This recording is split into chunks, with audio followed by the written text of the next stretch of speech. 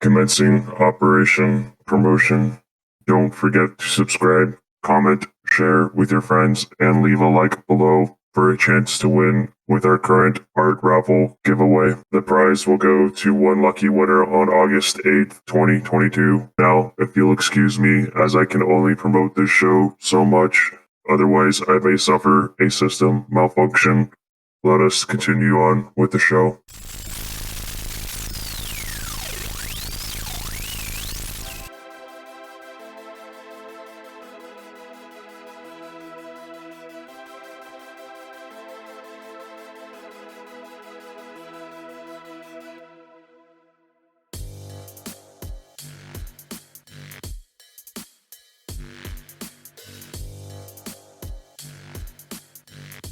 Hello and welcome to the podcast where we are currently recapping the events of Transformers IDW 2005 continuity.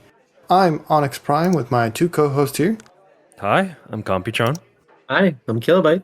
Moving on with our comic discussion for today's episode takes us to IDW Transformers Redemption of the Dinobots. And as always, spoiler warning. So if you haven't read these comics already, we highly recommend you go back, read the 45 pages that is this comic series, then listen to the podcast. Now, onwards. Both Computron and myself had read this series already, but this is Kilobyte's first time and we are excited to hear his thoughts and ideas and theories. But before we can do that, Computron, do you mind telling us some facts and trivia about the comics? Yeah, this is a relatively short one because it's only, like you said, 45 pages. So there's a total of just one comic, one issue for this comic. It was released October 28th, 2015. The writer was John Barber, and the artist was Livio Ramondelli. All right, so for trivia, Strafe is named in homage to Age of Extinction Strafe, a two-headed Dinobot from the live-action movie Continuity family. That version of Strafe had a flying beast mode because he was an active replacement for Swoop among the live-action Dinobots, but since Swoop is still part of the IDW group, this Strafe gets to have a land-based beast mode instead.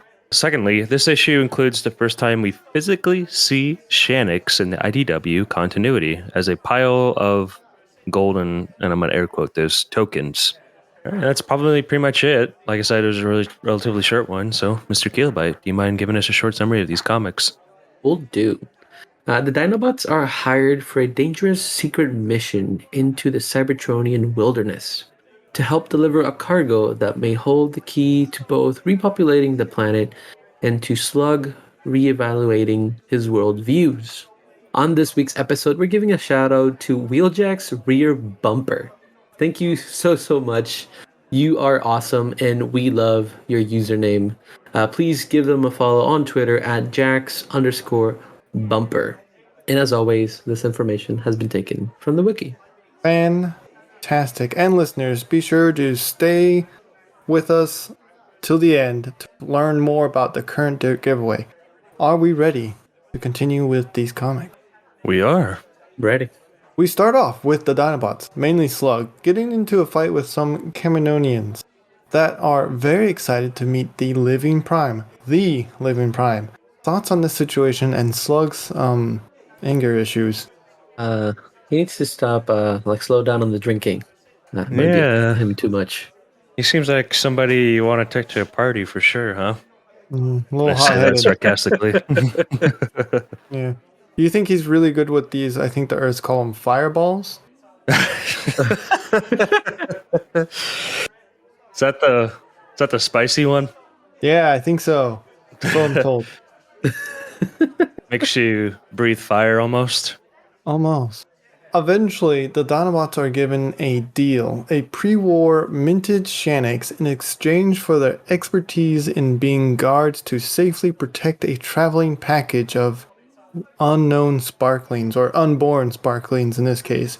What were your thoughts, Computron, when you first read these comics about this? Not necessarily a heist, it's like just a road trip? My original thought was since I believe it was told way back when there wasn't any more sparklings in Cybertron, and now the Camions are bringing this in.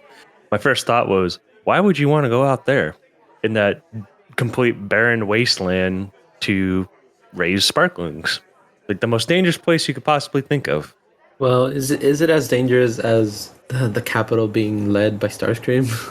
Because that's an easy army for him to grow and nurture and put in ideals that will benefit his rule over the. Yeah, I guess they're people stuck ruling. between a rock and a hard spot. Yeah, for sure. Yeah. And we'll find out more bumps in the road later. But first, let's take a quick ad break.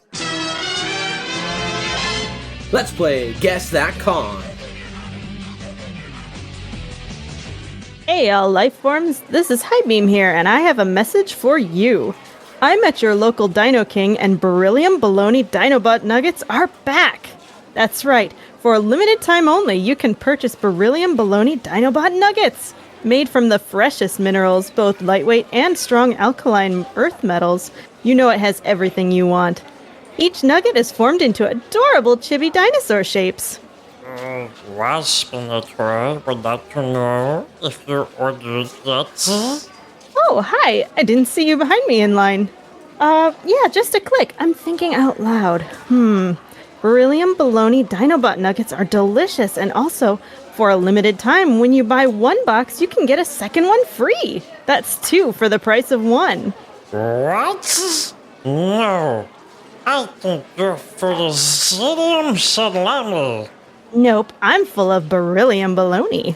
You two cause me torture because you will not order. Wait, I didn't read the rest of the menu yet. Are you serious? Wasp in the tray needs his dino nuggies. It's Ramjet.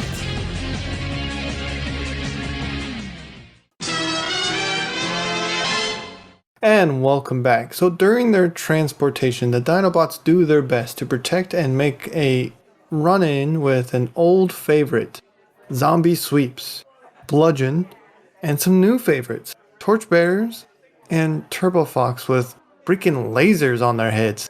What are our thoughts on this? I like the variety of enemies that we found, and it felt like there were multiple groups at play trying to have achieve their goal of stealing the spark or stopping the convoy. Which it didn't feel like there's one enemy. It felt like there's multiple, in which they all were using their assets how best they could. And I like all the different conflicts, and especially the conflicts with Slug, with the Caminonians as they were going through these hardships and kind of talking and seeing his take on all of this. Yeah. It felt weird to me that the torchbearers just showed up and then they stared at the sweeps and the sweeps ran away, and that was it. That was the torchbearers in the Yeah, comic. they get it like a short little cameo here. Cameo, right, yeah. Wait, cameo. Caminonians. Huh. Wow. Wow. Oh, that was bad. It was also interesting to see that Turbo Fox have like emotions. Like they were talking about that in a little bit. It was just like for a brief stint that these Turbo Foxes were more advanced than the ones that they encountered, even though they had like lasers on them, because they were like mourning their dead and saddened that their friends have died. Yeah, I like how the Dinobots noticed this, but they continue slaughtering them. Like almost immediately, oh, they have emotions, and literally barrels through one. Oh boy. Oh, they were tasked with a mission, so Yeah. I do want to mention the conversation between Slug and Swift have in the truck, saying that the bad guys did a lot of bad things. Then Swift says, well, you did too, didn't you? And Slug's like, it's not the same. But then we get like a little in his head speech bubble that says, It's exactly the same. It is the same. It's like, okay, deep thoughts here, Slug. I liked seeing Triptychon's body out in the wild, just Yeah, bumped there's over. a dead body on the side. I thought it was pretty funny. Anyway, like Computron and I were saying before you got to the bar, Kilo, Bludgeon shows up in this issue. And every time Bludgeon shows up in this comic book series, he looks cooler and more bad tailpipe. I don't know how else to phrase this. And he catches up to him and decides to cut down Barricade's confidence. What are your thoughts on the Bludgeon scenario? That was a cool scene, because he has in Warstar, there's a black lightsaber, and Bludgeon seems to have one of those. So I'm going to call it the Black Star Saber. But I do like that scene because he slashes the truck that's going full steam ahead, and it kind of flips over like in the Dark Knight Rises, I think it is, with the Joker. Like the truck just flips over almost the same, and it looked very cool. It feels like a very bad guy move to do. Did he slice the cab of the truck, or did he slice the Yeah. entire truck in half? Oh, okay. He was sliced the the I thought cab. it was cab. implied that it was the entire truck. Okay, it was just the cab. Yeah. What is our take on Strafe? New monstrous mode. I wish it would have been more of a dino instead of what it is. I like Yeah. it. I really do. I like the dragon look. I like the Hydra dragon look. I like the dialogue that they gave Strafe, where it's all like jig jag words. And it would have been really cool if Strafe could fly. I get it, but to me it looks really cool. I like that Strafe's face just gets ripped right in half. Yeah, it's horrifying too. I like bit. it. It looks cool, but I feel like giving them a Dinobot like a Velociraptor or anything like that would have been cool as well, because it doesn't fit with the other Dinobots, which fell in the Well- same ooze and turned into the same creatures, right? Like, wasn't the Dinobots the original, alt modes actually dinos? And then they also fell into those, or They were they no they were I think they were supposed to be like tanks in heavy vehicles like that, because I think we can see their threads, and we can put an image of that in the video. But when they fell in here, they turned into like savage prehistoric Cybertronian beast, which I could see it in Strafe. But then they were the Dinobots, or they are the Dinobots, so they need to turn into dinosaurs. But like this doesn't say dino for me, so I don't know if it'll if it's just because they went to Earth, and in Earth they just refined it by scanning actual dinosaurs, or how they Listeners, want could leave be a to comment it. below on what your opinion is. Are you Team Kilobyte or Team Computron? So, Kilo, do you mind telling us what happens to the precious cargo that was hauled and possibly the ending? Yes, the Bludgeon gets pushed into the same corrupting energon that the Dinobots fell into, and Strafe did in this issue. And so we don't see him again, but I'm sure he'll come back in an even cooler form. And the truck like flips over and looks like it almost like as if it exploded. But then they also see a bunch of sparklings forming in the surface of Cybertron. So there's still hope for future generations to live in peace and not be part of this war and all this conflict. So the Dinobots decide to leave the Shaniks with Strafe's partner, which I think was Swift, and they tell them that, okay, it's your job to protect them. The police will come here looking for Dinobots, so we just better leave, and you can just use that cover story to protect these future generations of Cybertronians. behold, Dino Daddies. That's pretty much what's going on. So, It was- is there it was any pretty cool. other comments? Because that's the end of my notes about these comics. I do want to talk about the badgeless, which is kind of cool. They have like these really cool faceplates to me, but I was often confused because they way out past once they got past the Sea of Rust and into like a valley. I was confused on how the badgeless were able to continue tracking the Dinobots, but Okay. Yeah. I don't know if any of you guys thought the same. I thought that the Dinobots were telling the Badgeless where they were at the beginning. Because the beginning thought was they were going to take the money, turn these Decepticons in, and leave. So that's why the Badgeless showed up. Oh, okay. Yeah. So they were Okay. they were gonna betray Barricade, Swift, and Strafe by selling them out to Starscream before they knew that there Oh, was that's right. sparklings in Yeah. the cargo. Yeah. Yeah. I didn't pay too much attention. I just thought they flew and kept following them. Oh, And we don't see them with wings, but we've seen some of them that can fly. So it's kind of hard to tell with the armor on what they turn into. we'll learn more. Yeah, I'm sure we will. But talking about the sparklings in the truck, there's a scene where I got confused because Slug says that they're all Decepticon sparks, and he kind of summons a big burst of flame into the Oh, and the he likes the sparks. cargo. Yeah, and I'm like, did that happen? Did that not happen? It's kind of hard to tell if it's like in his brain module, if he's just like imagining this, like something he would want to do. So that was the only Yeah, part that that I got part. confused on what was going on. Yeah, That that was part's a big very confusing. confusion. Yep. I wish we had more clarity on that because that definitely paints a different picture of Slug if it did happen or it didn't happen. Yeah, So, Rodstar rating. Who would like to go first? I could go first. I think it's a decent comic. It's not the best, and it surely is one that will. It's pushing the story forward a little bit, but it's not bringing too many kind of barriers or anything like that. So I'll give it a 3 rod stars. Petron?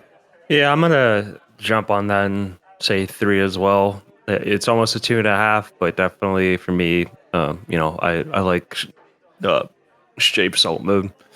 Okay. Like we said earlier, that confusing part kind of threw off a little bit of the story for me. So Yeah, 3. completely understandable. I'll probably give this a 3.5 because I really do like the art. The art looks gorgeous. So, listeners out there, still go read it because the art is beautiful. That's where I stand. All right, but listeners, what did you think of these comics? How many rod stars would you give it? Let us know by leaving a comment below. All right, let's move on to the next segment. We do have an update for you. Kilo, do you mind talking about your current D&D plans for the upcoming campaign, or at least a release date, or maybe a teaser? Last time we did an update on the D&D, we stated that come out in late June or mid June, late June. But I've had some difficulties editing and moving some things around. So we're hoping for late July or mid July for a release on it, and be ready for a lot of fun. We have a lot of big butts joining the crew. Big bots. That's the tease. Speaking of big bots, so you're saying mid or late July. We also have a special one-shot episode for you all. A one-shot that has a certain celebrity voice actor in it. I don't want to give away too much, but the stars will scream when it comes out. I'm excited. So that will hopefully come out early July, just before Kilobyte's new campaign hits the audio waves. All right, let's move it along. Kilo, do you have some news for the listeners about your Twitch? Yes, I've been growing a little bit. I think I have 10 subscribers now, and we've had a lot of fun. We played some Fall Guys recently, and we played some Call of the Sea, and it's just fun to hang out and nerd out on Transformers. So if you like that and want to stop by and say hello and enjoy the fun, you're welcome to. And you can find me over on twitch.tv by Kilobyte Prime. And you can catch me on Tuesdays and Thursdays at 8 p.m. Pacific Standard Time, because that's when the signal reaches Earth. You'll have to show me your matrix sometime. Anyway, listeners, we don't have any emails to read to you today, but if you'd like to get in contact with us, you can send us an email at swervesbarpodcast@gmail.com. That is SWERVESBAR podcast@gmail.com. It's like you try to set a record every single time you do that. That's really my goal. That's honestly, if there's one thing I get out of this, I'm going to say that really fast. Are you I don't two think ready you're gonna beat for Blur though. the Transformers Volume 9? I'm ready. Yeah, I'm ready. All right, I'll take us out. If you've enjoyed this episode, consider sharing it with your friends and subscribing. If you want to help out the show even further, we have started a Patreon. All of the proceeds will go to supporting the show, keeping the lights on, and, of course, we have some tiers that offer other forms of gratitude such as 3D files and entry to our Discord channel where you can chat with us live. When Season 3 releases, you'll even get early access to our comic review videos a week before their public release. And as always, we hope you all are staying safe out there. Thank you so much for listening till all are one. Till all are one. All are one. Follow us on Facebook and Instagram at Swerves Bar Podcast.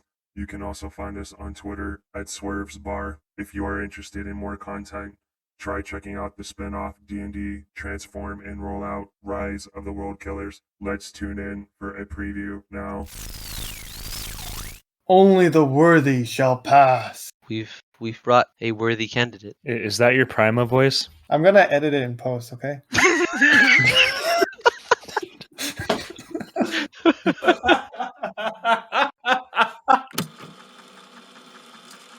Well, I don't want to sacrifice. I kind of want to sacrifice. I don't. That gives me a body. You have a body. I know, but I want another one. You want? Oh my god! Just keep wanting, don't you? Is it weird that my sense of attraction goes for how I want somebody's body rather than just being like a conjure Syndura? Okay, that got weird real fast. I want to be hot. God.